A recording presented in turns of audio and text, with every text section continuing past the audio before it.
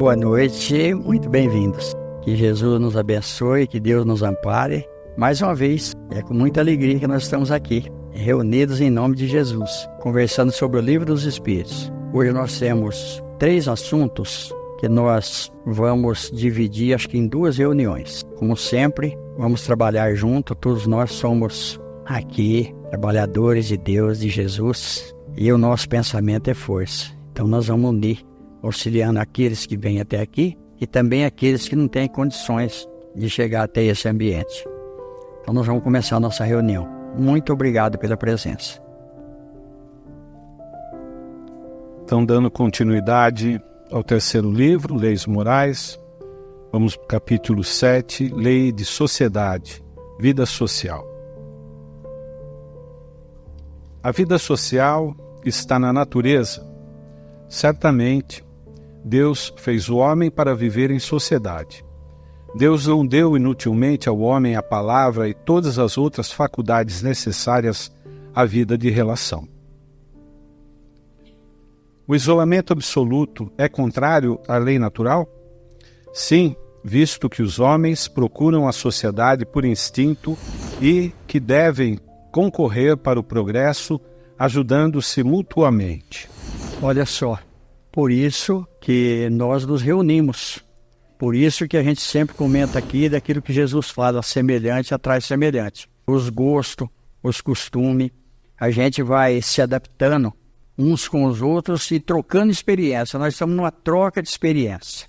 Nós vamos ver uma passagem muito interessante de Filipe, no livro Contos dessa e de Outra Vida, onde ele foi preparado na colônia Nosso Lar para exercer dentro da doutrina espírita. Olha só para vocês verem, dentro da doutrina espírita, ele tinha o dom da palavra, ele veio com o dom da palavra para poder pregar o evangelho. Só que quando chegou aqui, olha como que a matéria nos envolve, muitas vezes nos vislumbra e a gente acaba perdendo a oportunidade. Quando ele chegou, ele começou muito bem pregando. E aí, as trevas, sempre nós temos interferência espiritual. De acordo com as afinidades da sociedade em que nós vivemos, nós temos um grupo de espíritos que nos assediam. Por isso, da reforma íntima, por isso daquilo que a gente sempre comenta na doutrina espírita, vigiai e orai, aquelas palavras de Jesus. Aí os espíritos das trevas começaram a assediá-lo. Fizeram uma reunião, porque ele estava arrebanhando muitas pessoas para a doutrina. E ele estava sendo um instrumento que estava prejudicando o trabalho das trevas, dos obsessores. Aí um dá uma sugestão, interferência na família. Aí o outro fala, não, isso aí nós já fizemos, ele superou. E a parte financeira? Nós também prejudicamos ele da parte financeira, ele também superou. E tudo que um dava uma sugestão, o outro também dava, alguém falava que ele tinha vencido esse empecilho. Aí alguém lá fala, vocês já experimentaram festas, fazer homenagem para ele, excitar o orgulho, o ego dele? Todos ficam quietos, isso ainda nós não fizemos. Aí eles começam a prestar homenagem, aquilo que a gente vê, muitas vezes o herói, que não é um herói coisa nenhuma, porque nós fazemos heróis, nós fabricamos heróis. Então olha só, começam a fazer festa, começam a homenagear, e aí ele se perde nisso daí. Acaba desencarnando numa situação muito difícil, mas um pouco antes de desencarnar, ele entra em depressão. Ele quer novamente retomar o começo da missão dele, mas ele não consegue, ele já estava envolvido naquela malha escura dos espíritos obsessores. E aí um comenta para o outro, como nós vamos fazer para levantar o astral de Filipe? Um fala para o outro, vamos fazer festa. Olha só para vocês verem, como a gente sempre comenta aqui, aquilo que o apóstolo Paulo fala, naquilo que eu sou fraco, eu preciso ser forte. Eu conheço minhas fraquezas, então eu tenho que trabalhar em cima delas para mim não ser derrubado. Porque uma hora ou outra eu posso cair. O homem, procurando a sociedade, não faz senão obedecer a um sentimento pessoal ou há, nesse sentimento, um objetivo providencial mais geral. O homem deve progredir. Sozinho ele não pode, porque não tem todas as faculdades. É-lhe preciso o contato dos outros homens. No isolamento, ele se embrutece e se debilita. Nenhum homem tem as faculdades completas. Pela união social, eles se completam uns pelos outros para assegurar seu bem-estar e progredir. Por isso, tendo necessidade um dos outros, são feitos para viver em sociedade e não isolados. Olha só, novamente, contos dessa de outra vida. Nós vamos ver ali a história de Anésio. Também está dentro disso aqui. O título chama Pureza em Branco. Ele foi um homem que ele viveu seriamente na terra. Quando ele desencarna, ele vai no plano espiritual, ele chega lá todo vestido de branco, porque ele gostava de se vestir de branco. Tudo branquinho. Aí está lá o recepcionista do lugar onde ele chega, busca lá, de primeiro era livro, agora é computador, né? Era o livro. Ele vai olhar no livro lá e vê que o nome dele não está lá. Fala, Anésio, tem alguma coisa errada, seu nome não está aqui. Não, mas eu vivi para o Evangelho. Eu fui um homem correto. Eu sempre dava conselho. Eu sempre procurava ajudar os caídos. Aí o Espírito fala para ele, tudo que você fez foi a benefício próprio. Você usou o Evangelho a seu benefício. Então não adianta nada. Você está todo de branco, pureza branca. Mas por dentro você está mostrando aquilo que você é. Então, olha só, porque tem muitas pessoas que vivem na sociedade para ele, usufruindo de todos aqueles que o cercam, levando vantagem. Então, não adianta nada. Nós precisamos distribuir e recolher. À medida que nós damos, nós recebemos. Então, não adianta viver isoladamente. Mas olha o que está escrito no Livro dos Espíritos. O simples fato de não fazer o bem já é um mal, porque não é suficiente não fazer o mal, o suficiente é fazer o bem. Então, olha que coisa interessante, muitas vezes eu não faço mal para ninguém, mas o que nós fazemos de benefício para alguém, é isso que vai contar. Aí eu lembro sempre também, um outro livro também, interessante, de um homem que ele não dava nada para ninguém, nada, absolutamente nada. Ele desencarna, ele chega no plano espiritual, e ele começa a sofrer nas trevas. Ele está num sofrimento terrível. Mas todos têm ajuda. Não existe, por isso que Jesus fala que o Pai não quer que nenhuma ovelha se perca. Então, de repente, chega lá um anjo protetor para ele. Chega, começa a conversar com ele, fala que finalmente chegou uma oração até ele. Olha, ele fala, é impossível, eu fui muito ruim, eu não fiz nada de bom para ninguém. Ele falou, não, um dia, despretensiosamente, você deu um pedaço, olha, de pão duro para uma criança que pedia esmola. Essa criança nunca mais esqueceu de você. Ela continuou orando para você e agradecendo aquele pedaço de pão, porque ela estava com muita fome. Esse ponto de luz que chegou até você vai ser a sua salvação. Ele falou, mas eu vou subir. Ele falou, você vai subir para o céu, você agora vai encontrar a reabilitação. Siga o ponto de luz. Aí ele começou a seguir o ponto de luz, só que ele viu que ele descia. E o fim da história é que depois de 9 meses, olha, na casa de um ferreiro, ele renasceu como filho daquela criança que um dia ele deu um pedaço de pão seco. Olha a bondade de Deus. Só a reencarnação vai explicar tudo isso. Por isso nós precisamos viver todos juntos, respeitando o limite do outro e sempre compreendendo aquilo que Jesus. Aí olha Jesus. Jesus dizia o seguinte, veio João Batista que não comia e não bebia e dizem, tem demônio. Veio o Filho do Homem que come e bebe e dizem, eis aí um beberrão, amigo dos publicanos e pecadores. Jesus não se afastou do povo. Jesus viveu com o povo. Um outro livro, uma mulher, ela queria muito ter encontro com Jesus.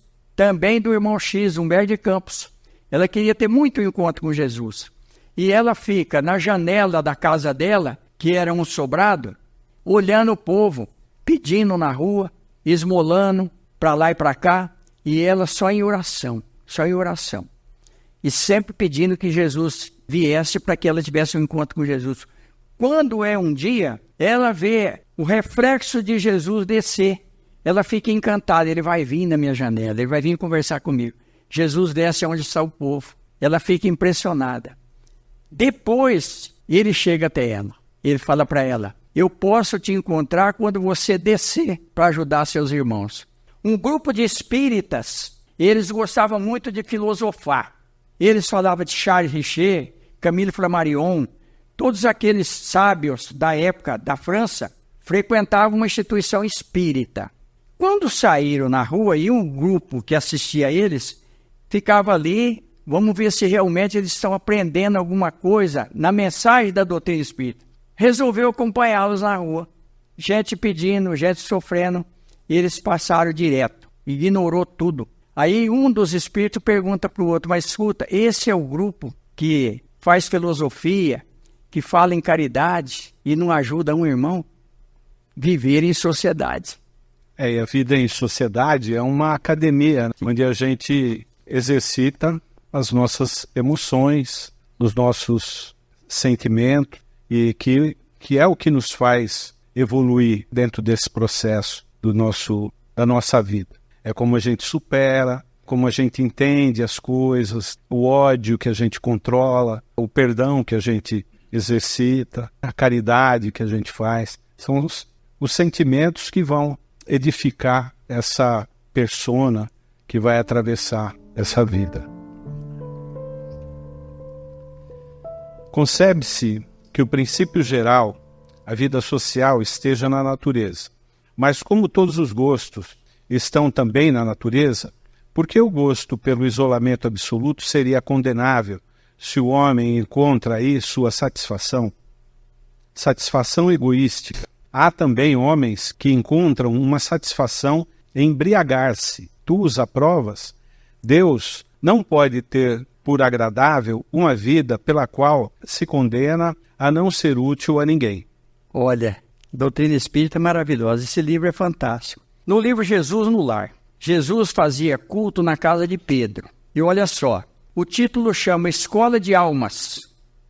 A sogra do Pedro, ela era muito questionadora.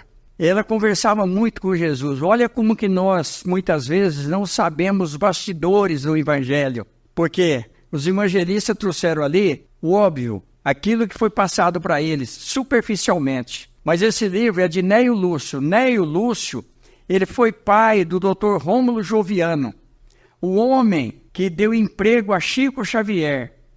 Então, nessa história aí, ela começa a perguntar para Jesus a respeito de tudo isso daqui. E Jesus vai esclarecendo. É um livro pequeno, mas é um livro fantástico. E olha para vocês verem. Rômulo Joviano era um patrão muito bom para o Chico Xavier. Ao mesmo tempo que Chico Xavier orientava ele também retribuía para o Chico Xavier. Houve uma exposição de gado em Uberaba, e Chico Xavier, como trabalhava lá naquela instituição, ele foi até Uberaba também, junto com as pessoas da exposição de gado. Chegou lá, como era Chico Xavier, fizeram lá um chamado para o Chico Xavier, onde está a imprensa, todos, e queriam uma entrevista com o Chico Xavier. E o Chico Xavier recusou. Quando ele voltou aonde ele estava hospedado, o guia dele, o Emmanuel, apareceu para ele. Falou: por que o senhor não quer ir? Ele falou: não, eu sou espírita, eu represento a doutrina espírita. Lá vai estar político, vai estar fulano, ciclano. Ele falou: não, o senhor vai. E quando o Emmanuel falava, o Chico Xavier obedecia. O senhor vai lá representar a doutrina espírita. O senhor não pode fugir das sociedades. O senhor precisa viver em sociedade. O assunto de hoje. Então, olha só. Chico Xavier, no meio do povo, aonde ele chegava, aglomerava pessoas. Vocês imaginam, eu não vou falar sofrimento, mas imagina a preocupação desses espíritos superiores vendo a ignorância da terra ainda, daqueles que habitam a terra. As pessoas que mais deram trabalho para o Chico Xavier em Pedro Leopoldo e Uberaba foram os espíritas, que iam lá e muitas vezes atormentavam o Chico Xavier. Porque, com conhecimento de causa, muitas vezes queriam privilégio. Não existe privilégio na Terra, por isso que nós precisamos viver em sociedade. Se hoje nós estamos numa posição, amanhã nós poderemos estar em outra. Raul Teixeira, ele diz que nós temos muitas inteligências, várias inteligências. Por quê? Muitas vezes aquilo que a nossa inteligência não consegue atingir, um outro tem. Então nós temos inteligência por uma série de coisas. mas nós não conhecemos outra série de coisas, onde nós precisamos da participação de outros.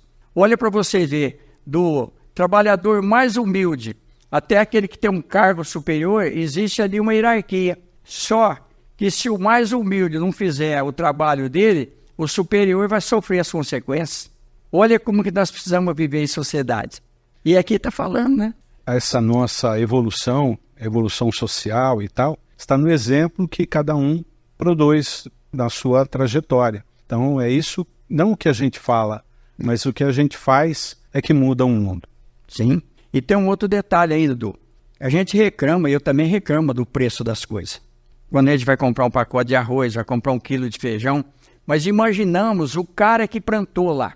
Meu pai foi lavorista.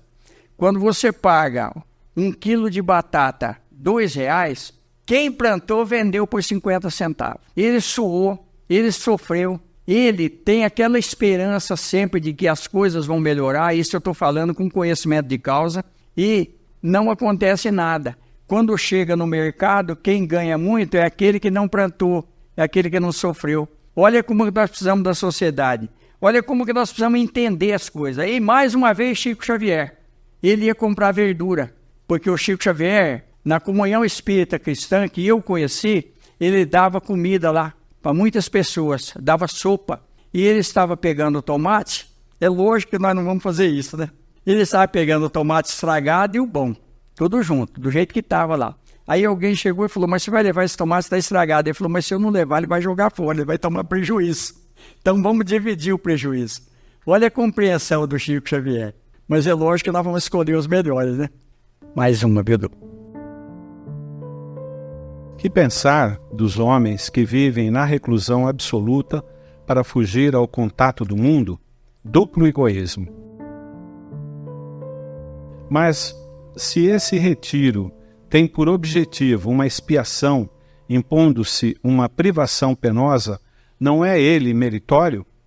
Fazer mais de bem do que se faz de mal é a melhor expiação. Evitando um mal, ele cai em outro, visto que esquece a lei de amor e de caridade. Olha só, a doutrina espírita prega o seguinte: fora da caridade não há salvação. Não é fora da doutrina espírita que não há salvação, é fora da caridade. A religião está dentro de nós. Então, a partir do momento que nós conseguimos fazer alguma coisa sem esforço, em termos de caridade, nós estamos evoluindo. Porque muitas vezes a gente faz alguma coisa para aparecer, aí vai cair naquilo que Jesus fala, que não saiba a sua mão esquerda o que a direita fez. Porque muitas vezes a pessoa ele faz questão de dar alguma coisa e faz questão de ser reconhecido por aquilo que ele fez. Então não tem muito mérito, não. É a mesma coisa, quando a pessoa vai morrer, ele deixa alguma coisa para alguém ou para uma instituição, porque ele vai morrer, ele não pode levar. Então o ideal seria ele fazer enquanto ele está vivo, que ele pode usufruir um pouco, ele dividir. Aí sim, aí tem um mérito maior. De todo jeito, tem alguma coisa a benefício dele. Mas se ele puder fazer isso enquanto ele pode usar, enquanto ele pode usufruir, então vai ser melhor para ele, que está dentro disso daqui, ó. Tá vendo? Se esse retiro tem por objetivo uma expiação, impondo-se a uma privação penosa, não é ele meritório? Então, olha só, muitas vezes a pessoa faz questão que o outro veja que ele está sofrendo. É o caso do jejum que os fariseus faziam e Jesus criticava. Não faça como os hipócritas e fariseus que jejuam e que se mostram para o povo, porque não vai valer nada. O que vai valer é aquilo que nós fazemos no nosso íntimo. Essa é a mensagem de Jesus. Amai a Deus sobre todas as coisas e o próximo como a ti mesmo. Aí está a lei e os profetas, Jesus falando para nós. Olha que coisa maravilhosa. Cada um faz o seu pedido mental e agora é aquela hora da gente fazer o nosso pedido. Vamos focar naquilo que mais nos incomoda, para que a gente possa receber tudo aquilo que nós viemos buscar nessa noite.